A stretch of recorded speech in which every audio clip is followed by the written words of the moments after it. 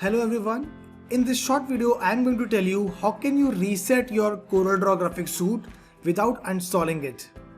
So as you can see in my current workspace, I am not able to see any toolbar, my color palette. There are a couple of things which is gone from CorelDRAW graphics suite.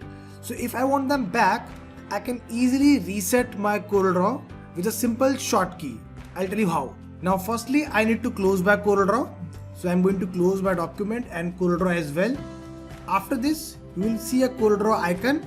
You have to press and hold F8 function key. Press and hold it and then double click on CorelDRAW icon.